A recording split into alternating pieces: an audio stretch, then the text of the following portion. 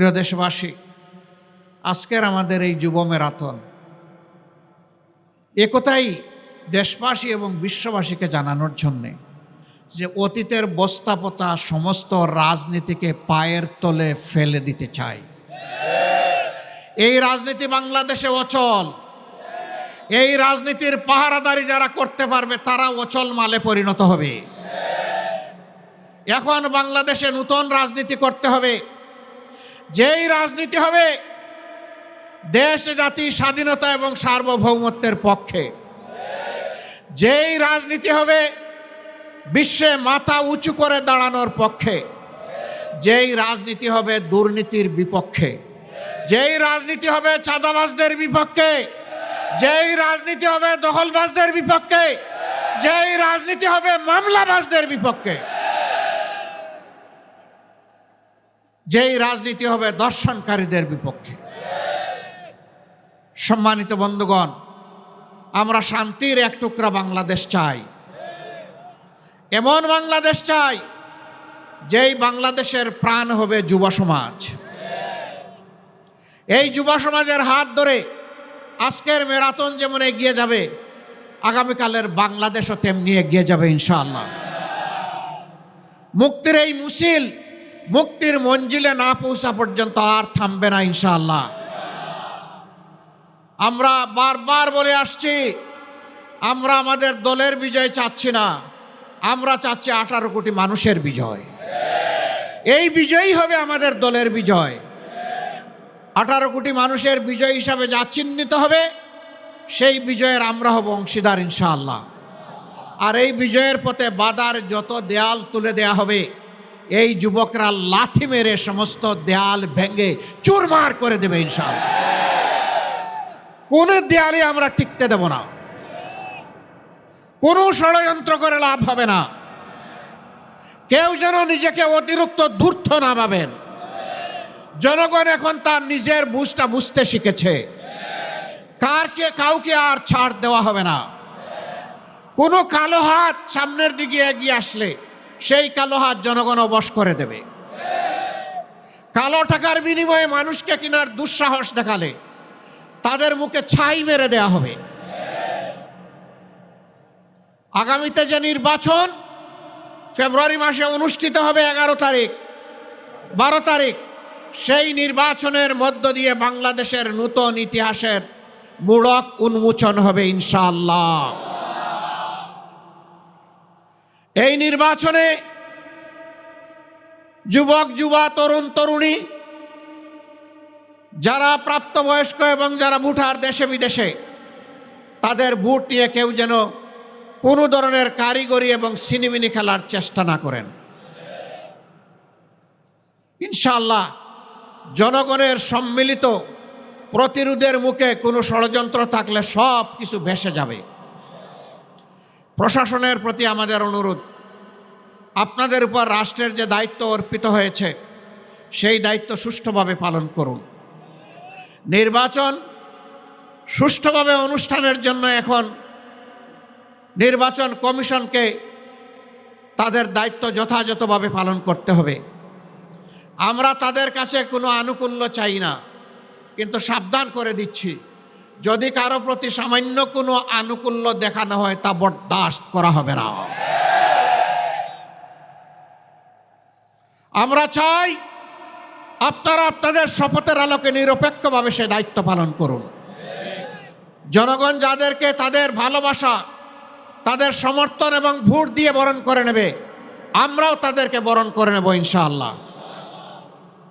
কিন্তু জনগণের ভালোবাসাকে অপমানিত করে, উপেক্ষা করে বাঁকা রাস্তায় কেউ চলতে চাইলে সেই রাস্তা বন্ধ করে দেওয়া হবে।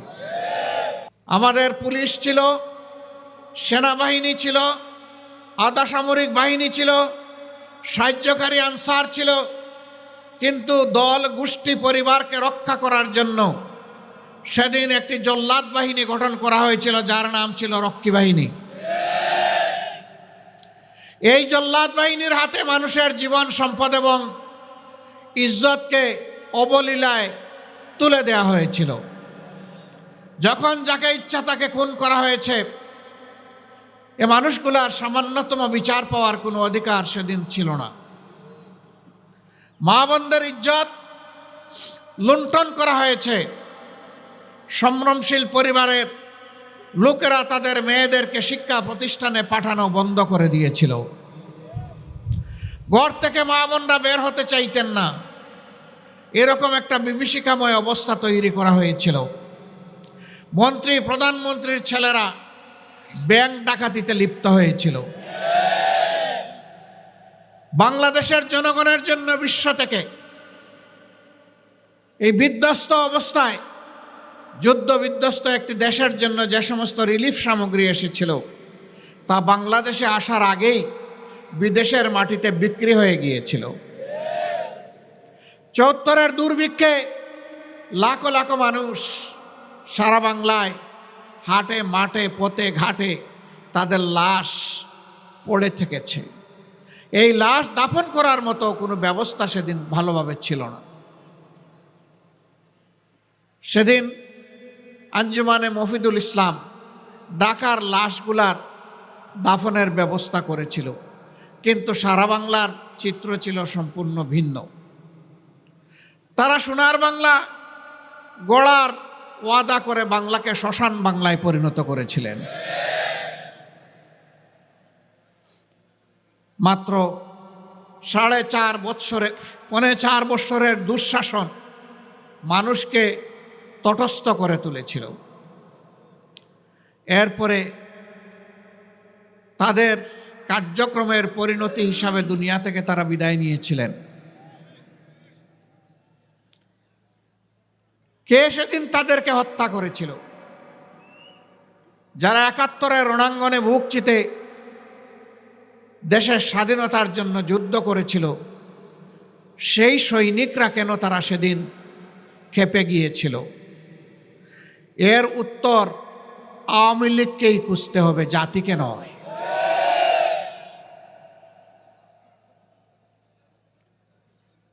সম্মানিত বন্ধুগণ, আমরা আশা করেছিলাম ৭২-এর 10 জানুয়ারি থেকে ৭৫-এর 15 আগস্ট পর্যন্ত দেশে যে ফ্যাসিবাদ কায়েম হয়েছিল, এক নায়কতন্ত্র কায়েম হয়েছিল, যার পরিণতি সচক্ষে দেখেছে এদেশের মানুষ, এটা থেকে আওয়ামী লীগ শিক্ষা নেবে। কিন্তু ওই যে কথা আছে, কয়লা ধইলেও ময়লা যায় না। সাবান আর সার্ফ এক্সেল যা দিয়েই ধর না কেন, কালো কয়লা আরো কুচকুচে কালো হয়। আওয়ামী লীগের ক্ষেত্রে তাই হয়েছে। 3 দফায় বাংলাদেশের মসনদে তারা এসেছিলেন। ৭২-এর 10 জানুয়ারি, আবার এসেছিলেন 96 সালের 10 জানুয়ারি, এরপরে তারা আবার এসেছিলেন 2009 সালের 7 জানুয়ারি। এই 3 বার তারা ক্ষমতায় এসে বাংলাদেশকে ছুপ ছুপ রক্ত আর খাড়ি খাড়ি লাশ উপহার দিয়েছে।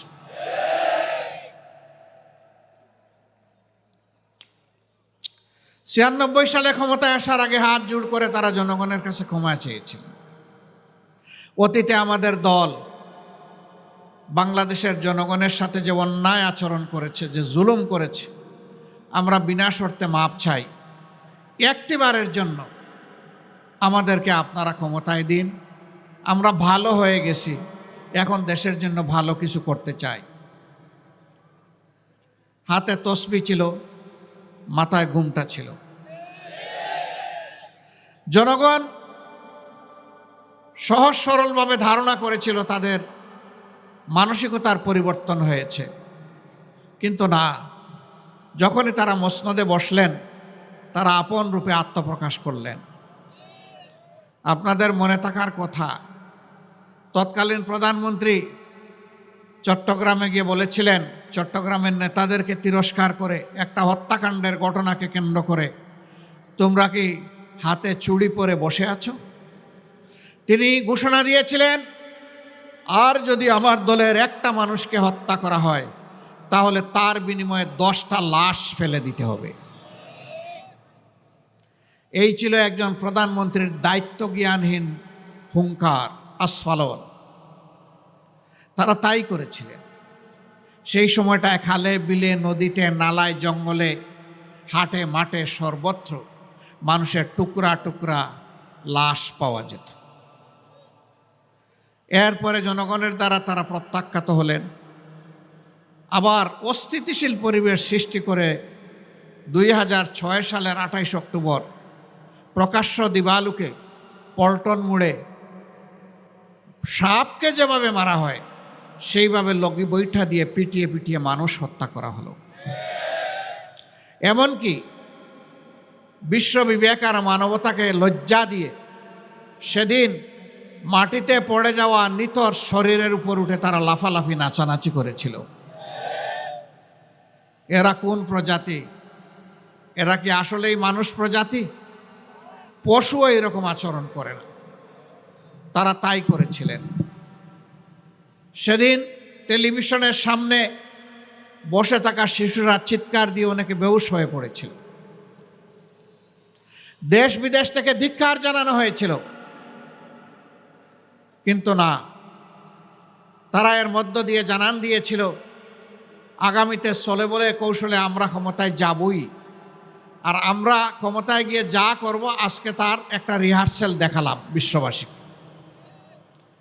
সেই তারা ক্ষমতায় এসে বিডিআরের পিলখানায় হত্যাকাণ্ড থেকে শুরু করে জামাতে ইসলামীর সম্মানিত নেতৃবৃন্দকে হত্যা করার মধ্য দিয়ে তারা যে খুনের রাজত্ব কায়েম করেছিলেন, আমরা তার বিবস্ব চেহারা শাপলা চত্বরেও দেখেছি। আমরা বাংলাদেশের সর্বত্র দেখেছি। এমন কোনো জনপদ নেই যেখানে তাদের হাতে মানুষ খুন হয়নি। এমন কোনো জনপদ খুঁজে পাওয়া যাবে না আমাদের মাদের ইজ্জত তাদের হাতে যেখানে লুণ্ঠিত হয় নাই। একটা প্রতীকে ভোট দেওয়ার অপরাধে নোয়াখালীর সুবর্ণচরে আমার একজন মায়ের কি অবস্থা হয়েছিল 18 কোটি মানুষ তার সাক্ষী। 5 আগস্টের পরিবর্তনের পর সেই পরিবারে গিয়েছিলাম। ওদের কথা শুনে আমরা আমাদের বুক সামলাতে পারিনি। বলবেন এর আগে যাননি কেন? এর আগে যাওয়ার কোনো পরিবেশ আমাদের জন্য ছিল না। আমরা যখনই পরিবেশ পেয়েছি তখনই তাদের কাছে ছুটে গিয়েছি। তাদের দুঃখ কষ্ট, তাদের ব্যথা বেদনা আমরা দূর করতে পারবো না, কিন্তু তাদের দুঃখ কষ্টের অংশীদার হওয়া ছিল আমাদের নাগরিক দায়িত্ব। আমরা সেই অংশীদারিত্ব শুধু নিয়েছি। সম্মানিত বন্ধুগণ, এই যে কোন দর্শন আয়নাগর আর গুমের রাজনীতি শুরু হলো, শেষ পর্যন্ত তার পরিণতি ভোগ করে তারা 5ই আগস্ট বাংলাদেশ থেকে পালায়ে গেল। এক চোর মরার আগে বলল, দেখো আমি ঘরে ঘরে চুরি করে তোমাদের বড় ক্ষতি করেছি, কষ্ট দিয়েছি, আমাকে তো সেইভাবে দেশের প্রশাসন শাস্তি দেয় নাই, কিন্তু আমি শাস্তি পেয়ে দুনিয়া থেকে বিদায় নিতে চাই, অথবা বিদায় নেওয়ার পরে শাস্তি নিয়ে আমি হাসরের ময়দানে হাজির হতে চাই। সেদিন যেন আমার শাস্তিটা কিছু লাঘব হয়। আমি যখন মরে যাব আমার লাশটা তখন তোমরা ওই বড় রাস্তার উপর বড় গাছের ডালে তোমরা ঝুলিয়ে রাখবা, আর যেই এদিকে যাবে সে যেন আমার লাশের উপর একটা ঢিল ছুড়ে। লোকেরা ভাবলো তার অনুশোচনা এসেছে, তার ওসিয়ত রক্ষা করা দরকার। তার কথা অনুযায়ী তাকে ঝুলিয়ে দেওয়া হলো। বোকা লোকেরা বুঝে নাই, যেই যাচ্ছে ঢিল ছুড়ে, যেই যাচ্ছে ঢিল ছুড়ে। ইতিমধ্যে থানা পুলিশ এই ব্যাপারে অবহিত হয়েছে। তারা এসে দৌড়ায় হাজির। এই অবস্থা দেখে তারা শয়ে শয়ে পুলিশ গোটা গ্রাম এলাকা ঘেরাও করে পুরুষদেরকে গ্রেফতার করতে শুরু করলো। তখন জনগণ বুঝতে পারল ধূর্ত চোর কি কারণে আমাদেরকে এই ওসিয়ত করেছিল। ও মরার আগেও আমাদেরকে কষ্ট দিয়েছে, মরার পরেও আমাদেরকে কষ্ট দিতে চেয়েছিল। ফেসিবাদীরা পালিয়ে গিয়ে দেশের মানুষকে কি শান্তি দিচ্ছে? সর্বশেষ ঘটনা আমাদের কলিজার টুকরা আমাদের ভাই শরীফ উসমান হাদির উপরে গত জুমাবার জুমার নামাজের পরে প্রকাশ্য দিবালোকে ঢাকার রাজপথে তারা গুলি করে তার জীবনটা শেষ করে দিতে চেয়েছে। সে এখন জীবন মৃত্যুর মাঝখানে আছে। মহান রবের দরবারে দোয়া করি, হে রাব্বুল আলামিন, তুমি তো মৃতদের মধ্য থেকেও জীবন বের করে আনো, তুমি এরকমই একটা জীবন ফিরিয়ে দাও, তাকে সুস্থ করে আবার বিপ্লবী বাংলাদেশের জনগণের বুকে ফিরিয়ে দাও। সে যেন বিপ্লবের পতাকা আরো শক্ত হাতে মজবুত করে ধরতে পারে, এই তৌফিক তাকে দান করো। আসুন মুক্তির এই মিছিলে আমরা সবাই শরিক হই। জনজীবনে শান্তি সমৃদ্ধি ফিরে না আসা পর্যন্ত, ভালোবাসার একটি মানবিক সমাজ প্রতিষ্ঠা না হওয়া পর্যন্ত, তারুণ্যের দুর্বার গতির সমাজ প্রতিষ্ঠিত না হওয়া পর্যন্ত আমাদের ম্যারাথন অব্যাহত থাকবে। এই ম্যারাথনে অংশগ্রহণ করার জন্য সকলকে আন্তরিকভাবে ধন্যবাদ জানিয়ে, কৃতজ্ঞতা জানিয়ে আমরা আমাদের ম্যারাথন এখনই শুরু করব। সবাইকে আমরা ম্যারাথনে অংশগ্রহণ করার জন্য আহ্বান জানাচ্ছি। আল্লাহ হাফেজ। বাংলাদেশ জিন্দাবাদ, বাংলাদেশ জামাতে ইসলামী জিন্দাবাদ। বাংলাদেশের স্বাধীনতা, সার্বভৌমত্ব আল্লাহ তাআলা কিয়ামত পর্যন্ত বহাল রাখুন। আল্লাহ হাফিজ। আসসালামু আলাইকুম ওয়া রাহমাতুল্লাহি ওয়া বারাকাতুহু। আমাদের আজকের এই যুব ম্যারাথন হাজারো শহীদের রক্তের বিনিময়ে যে নতুন বাংলাদেশ আমরা পেয়েছি, সেই নতুন বাংলাদেশকে সুখী, সমৃদ্ধশালী, বসবাসযোগ্য একটি মানবিক বাংলাদেশে পরিণত করার জন্য আজকের এই তারুণ্যের পথ চলা। আজকের এই তারুণ্যের পথ চলা হচ্ছে আমরা 1971 সালে দীর্ঘ 9 মাস লড়াই সংগ্রামের মধ্য দিয়ে যে নতুন বাংলাদেশ পেয়েছিলাম, সেই বাংলাদেশকে বহুমুখী চক্রান্ত ষড়যন্ত্রের কারণে জনগণের প্রত্যাশা 53 বছরে পূরণ হয়নি। আগামী দিনে জনগণের প্রত্যাশা পূরণের জন্য বিগত 5 আগস্টের গণঅভ্যুত্থানের যে চেতনা ছিল, উই ওয়ান্ট জাস্টিস, আমরা ন্যায় বিচার চাই, আমরা বৈষম্যহীন নতুন বাংলাদেশ চাই, আমরা দুর্নীতি, সন্ত্রাস, চাঁদাবাজ মুক্ত, খুন এবং ধর্ষণ মুক্ত নতুন বাংলাদেশ চাই। সেই চেতনাকে বাস্তবায়নের শপথ গ্রহণের জন্যই আজকের এই তারুণ্যের বিজয় রাজধানীতে, আজকের এই তারুণ্যের বিজয় ম্যারাথন রাজধানীতে। সংগ্রামী ভাই বন্ধুগণ, তরুণদের নেতৃত্বে নতুন বাংলাদেশ আমরা পেয়েছি।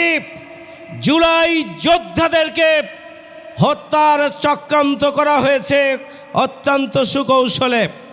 বাংলাদেশের দেশপ্রেমিক রাজনৈতিক নেতৃত্বকে এবং ইফেক্টিভ দেশের বিভিন্ন পর্যায়ের নেতৃত্বকে খুন করার যে চক্রান্ত ষড়যন্ত্র করা হচ্ছে, আজকে তরুণ প্রজন্মকে সিদ্ধান্ত নিতে হবে। সন্ত্রাস, গুলি, বোমা, চক্রান্ত, ষড়যন্ত্রকে উপেক্ষা করে আমরা 5 আগস্ট বিজয় এনেছি। আগামী দিনের বাংলাদেশকেও আমরা স্থায়ী ভিত্তির ওপরে প্রতিষ্ঠিত করব। একটা মানবিক, বসবাসযোগ্য, ন্যায় এবং ইনসাফের বাংলাদেশ প্রতিষ্ঠা করেই আমাদের ম্যারাথন থামবে। ততদিন পর্যন্তই আমরা আমাদের ম্যারাথন অব্যাহত রাখবো ইনশাল্লাহ। সবাইকে ধন্যবাদ। আল্লাহ হাফেজ। আসসালামু আলাইকুম।